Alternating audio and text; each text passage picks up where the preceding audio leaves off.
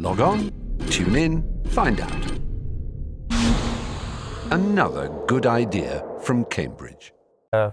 Thank you, Jeff, for the introduction, and I would really like to thank the organizers and especially Professor Gilmore for this invitation and for this opportunity to speak in front of this very distinguished audience. Although this session is primarily about industrial advances in experimental design, my work is motivated by experiments originating from the educational field, and probably have potential of application in social and biomedical sciences, but I guess there could be certain interesting applications in the context of engineering and industrial experimentation as well. So I would definitely like to get the feedback of this audience.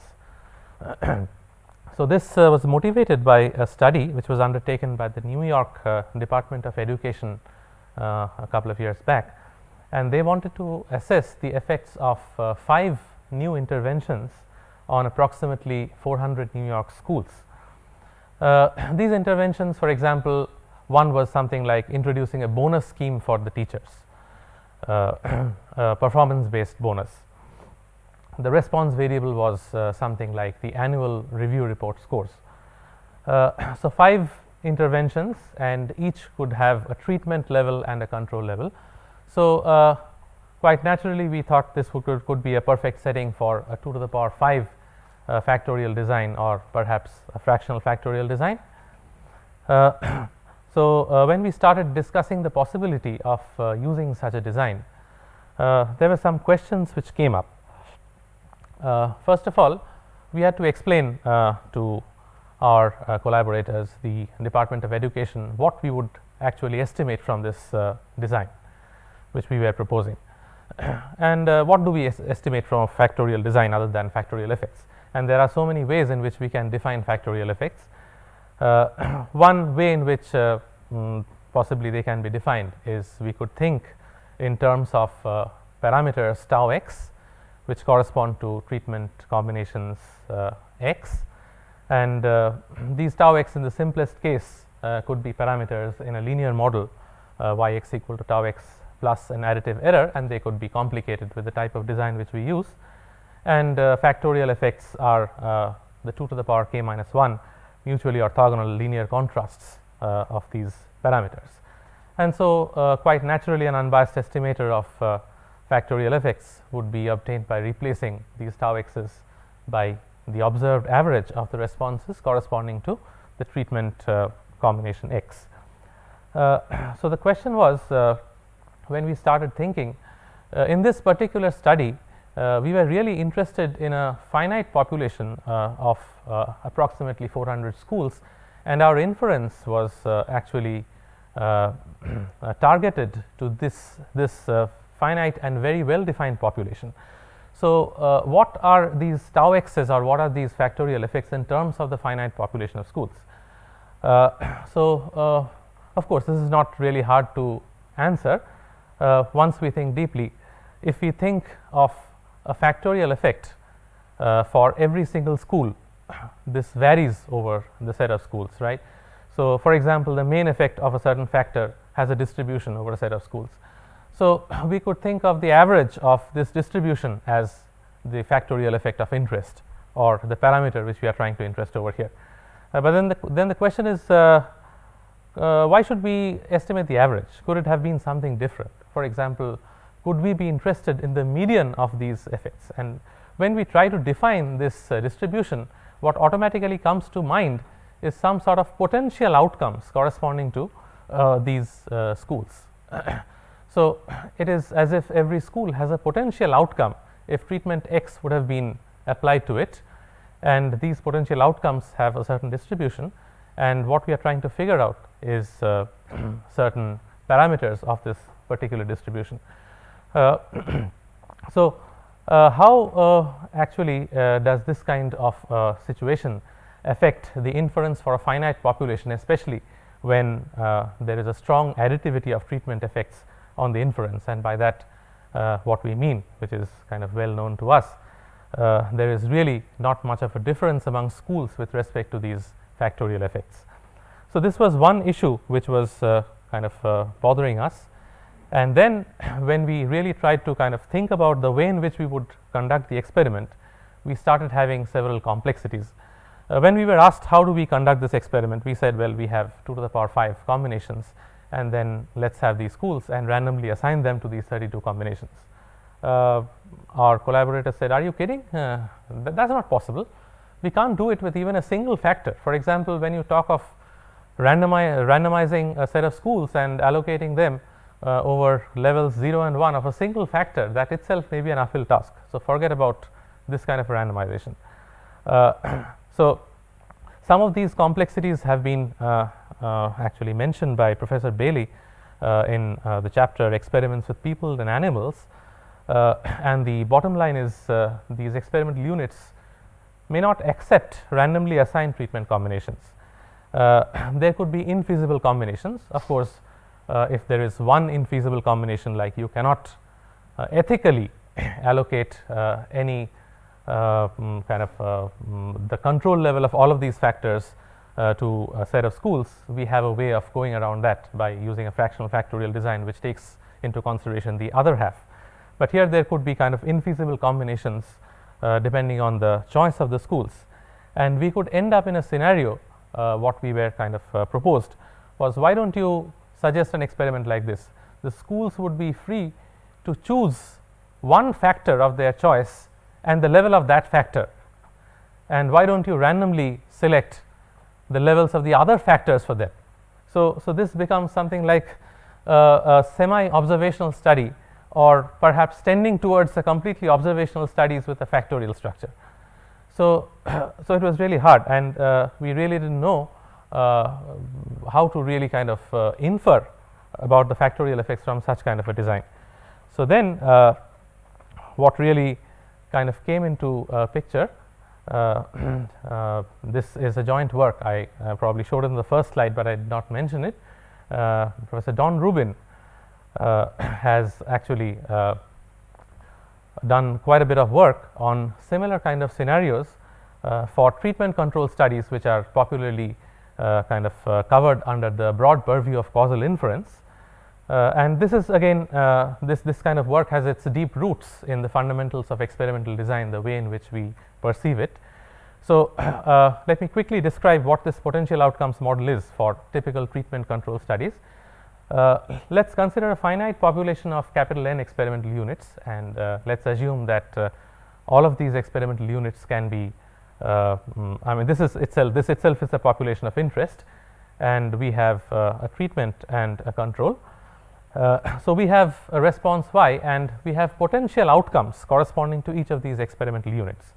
So, the causal effect is defined for each experimental unit as the difference between the potential outcomes corresponding to that unit. Now, the interesting part, of course, and the difficult part is we only get to observe one of these potential outcomes for every single unit. So, eventually our estimand, or the quantity of interest which we are interested in estimating, is a function of these unit level causal effects. In the simplest case, it could be the average, it could be something else like the median or even a percentile of these causal effects. So, the question is, how do we estimate them? So, basically this potential outcomes model in treatment control studies consists of a population of units, finite population of units to start with, which has fixed potential outcomes y1 and y0 corresponding to the treatment and control. Then we have unit level causal effects corresponding to each unit, and then we have a causal estimand, which is a population level causal effect, any function of these unit level causal effects, and then we have an assignment mechanism W. So, this specifies the way in which the experimental units are allocated to these treatment combinations, and the difference between randomized experiments and observational studies is this W is known for randomized experiments. In the simplest case, it is a completely randomized assignment. It could be a complex allocation, but still, I mean, in a randomized experiment, this is known. So, the observed outcomes are basically functions of these assignment variables, the Wi's, and the potential outcomes. So, the fundamental problem of causal inference in this framework is basically a problem of estimation of missing data, because you have half of the observations, half of the potential outcomes which you observe and the remaining half which you do not, right. So, basically if you can estimate the missing data, that helps you to obtain an idea about the causal estimate. So, at this point of time, I think you probably are kind of realizing that there is a kind of Bayesian flavor into this model for causal inference, but looking back at it, it really has a historical perspective. This is a quotation from Fisher. If we say this boy has grown tall because he has been well fed, we are not merely tracing out the cause and effect in the individual instance.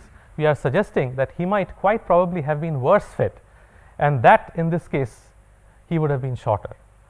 So that is what Fisher said as early as in 1918. The first formal notation of potential outcomes model was given by Neyman in 1923, and then there was of course quite a bit of work on causal inference from randomized experiments. There are quite a few references which I have missed over here. But Oscar Kempthorne and Sir David Cox in 1958 did have a formal framework for this kind of inference, but this was really formalized and extended by Don Rubin in 1974 for causal inference from randomized experiments and observational studies. But the point is, no one really had looked at this problem in a fractional factorial or a full factorial setup. So this was this particular motivating example was probably one of the motivations for doing so. So this is what we are going to try to do over here and see how this develops.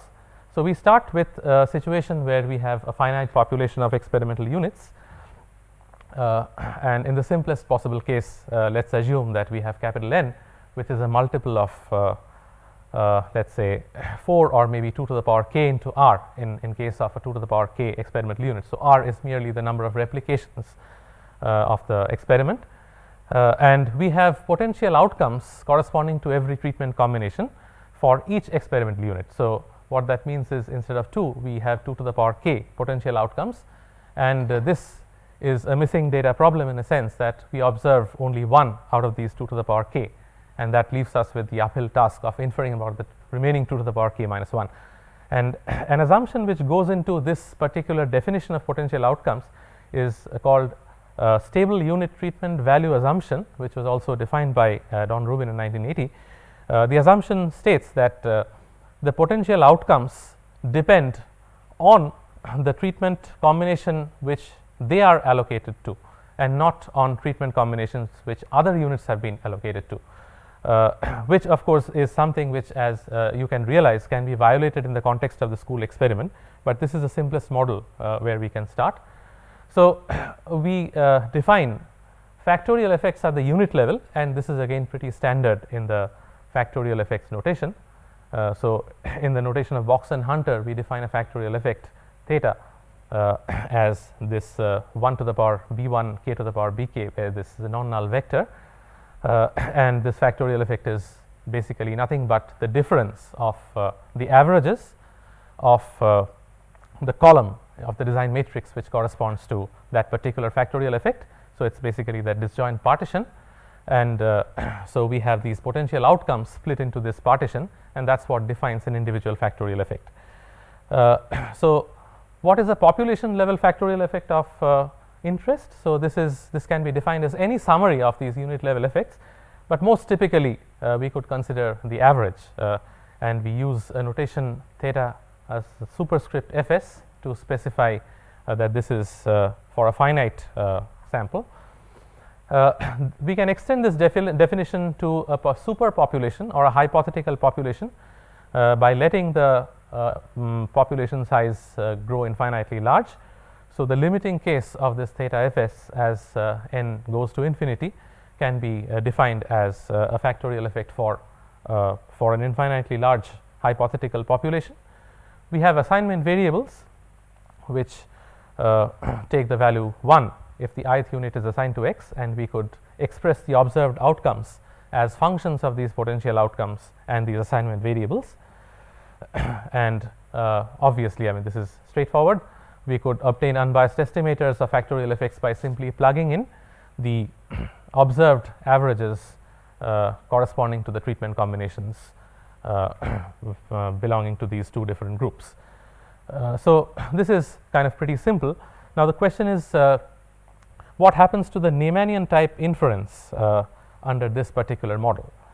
So this is an extension of Neymann's well-known result on the sampling distribution of estimated factorial effects.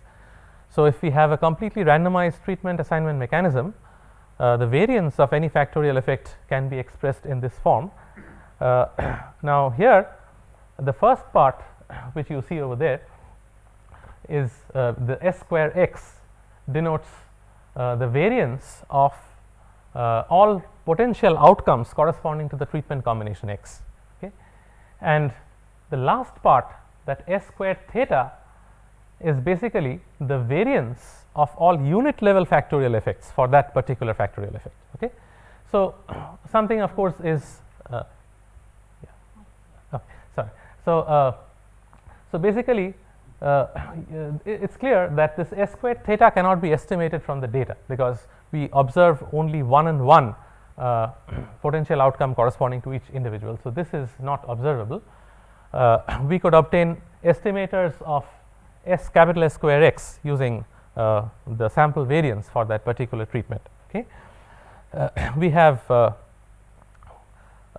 result which is somewhat different from the one which Neyman derived, but here of course this is of interest. The covariance between two factorial effects under this setting is defined in this form. It looks complicated, but apparently it's pretty simple.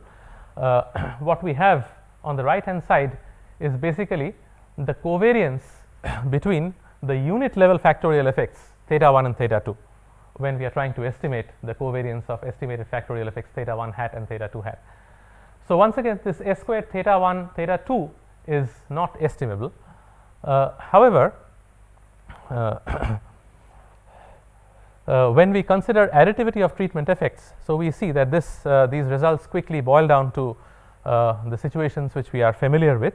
For example, if there is a perfect additivity, all treatments, all experimental units have exactly the same factorial effects, this S squared theta vanishes, and this S square x is basically the same for all treatment combinations, and the covariance vanishes because the last part vanishes and all of these S square x's are equal. So what we really have is something which we are kind of pretty familiar with, and this is the typical setup for the analysis which we normally do for factorial experiments. So basically, if additivity is violated, the estimators of factorial effects, even for a balanced design, are not uncorrelated. However, the estimators of variance are going to be conservative, because we are not going to be able to estimate that S squared theta part. If we want to consider testing of groups of effect, the covariance needs to be considered, but then we also have a problem that the covariance can either be underestimated or overestimated, because we do not know in which direction that S squared theta 1 theta 2 is going to go. So one alternative way of statistical inference from this setup is of course randomization tests, which is typically which is alternatively known as testing Fisher's sharp null hypothesis. And basically this approach was used for unreplicated factorial designs by Lovin and Noble in 1997, and was also studied by Kimmel, Benjamini and Steinberg in 2008. However, it was found inferior to competing methods, for example length test. So what are we doing over here? So essentially in this setup we have potential outcomes corresponding to each of these experimental units, and we observe only capital N of them, one for each, right? And then what we do is we impute the missing potential outcomes under the assumption of no treatment effect by the observed values, okay? And then we resample from each column under the specified randomization scheme, okay? And then we kind of obtain the randomization distribution of the test statistic. So while this initial stage appears to be fine, there are problems with the adaptive version, because once we determine certain effects to be significant and then once we try to take its effect out from this particular model, things get kind of complicated, because we impute those values which are kind of point estimates of these values from the model. Okay. So, this was viewed by Rubin in 1984, the randomization test, as the posterior predictive distribution of the mean treatment difference under a model of no treatment effect and fixed units with fixed responses. So, what we propose is a Bayesian inference, which is based on the framework for treatment control studies in 1978. So, what we do here is we specify a probabilistic model for the potential outcomes given a set of hyperparameters, and we have a suitable prior distribution for these hyperparameters. We obtain a conditional posterior of these hyperparameters given the observed data and the assignment mechanism, and the next step is to obtain the conditional distribution of the missing data given y observed and the parameters and the assignment mechanism. So, ultimately our objective is to obtain the distribution of the missing data given the observed data and the assignment mechanism. So, this is basically going to be the imputation model, and consequently we obtain the posterior distribution of theta given y observed and w. So, for example, if we consider a very naive model where the potential outcomes have a normal distribution with hyperparameters which are again normal, and in the simplest case we have a sigma square which is known, in that case the conditional expectation of any factorial effect tends to the usual frequentist estimator as this sigma t square tends to infinity, which means that we really do not have kind of much information about these factorial effects or these treatment or these parameters of interest. So, basically we propose a framework for causal inference from 2 to the power k factorial designs using the potential outcomes framework. We focus on social, biomedical and educational experiments. So, the 2 key aspects of this formulation is, first of all, it would enable inference of any causal estimate which is defined as a function of potential outcomes, and the second aspect is it can possibly handle studies which have a semi and a fully observational structure. So, the point is of course whether we could have any potential applications in industrial experimentation, and what I have in mind is these days we do have lots of studies with complex randomization structures, and because a core of this formulation actually is the assignment mechanism, this probably could be one of the areas where this mechanism, this formulation could be useful. And we also have experiments in the industrial scenario with large unit-to-unit variability. For example, in nanoscience we have substrates which have kind of large unit-to-unit variability, and also the cases with non-normal response probably could have some potential applications, but this kind of remains to be seen. So, thank you. Question, comments? Yes. I don't see where the 2 level come to play. Your theory 1 number 1, theory number 2 seems, does it work for higher level? No. The point is here we started with 2 levels because this is a natural extension of the treatment control setup. But once again it should be possible, because when we think of, for example, a 3 level and we split it up into mutually orthogonal contrasts, we should be able to define the causal estimates the same way as we do. So, typically for an s to the power m factorial effects, as long as we are able to define those contrasts, we should be able to extend it the same way. My guess is extension from 2 to 4 is easy. The reason is you can use contrast. You don't need to use fractional coefficient. But 2 to 3 is more difficult and not trivial, I think. I mean, it is the algebra, my guess. Other questions, comments?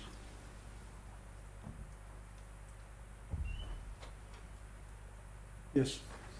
Is there an issue when you say you are analyzing a population? You talked about a population of schools, or So whereas normally we use samples to make inferences about populations, I've come across this issue as well. Or do you view what you're doing as drawing inferences about the future in respect of these schools? Or you do have some missing information, so there is some random allocation of schools to different situations. But Right. So the distinction between sample and population. yeah. So basically, we start here. I mean, it's yeah. In a sense, we usually start from a population and come down to a sample. So here, it's something like the other way around. So we are kind of starting with something which we call our the set of experimental units is the only population of interest. But then we can always kind of extend it. For example, the extreme case is considering an infinite population, but you can also extend it to a finite population from which this sample has actually been kind of obtained, possibly using some random probability mechanism. Okay, let's. Oh no, sorry. I think we have time. Yeah, Yes. we started late. In the kind of setting you described, you typically would also have a number of relevant covariates relating to each of the schools. Yes. Can the theory be extended to cover? Yeah, absolutely. Actually, that is basically one of the advantages, I would say, of this formulation. For example, if you think of now, that's a very interesting point.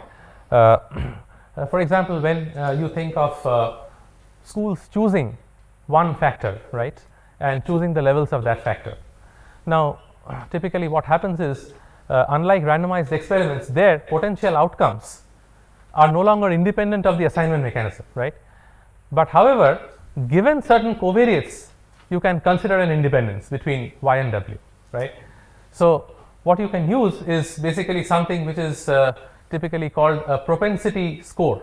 So it's the probability of allocation to a treatment level or control level given a set of covariates which figures in that mechanism w. So the Bayesian framework actually is flexible to handle that kind of a situation. So that's actually one of the important points. Thanks, Sid.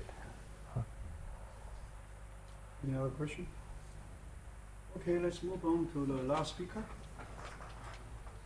Thank you. Sorry.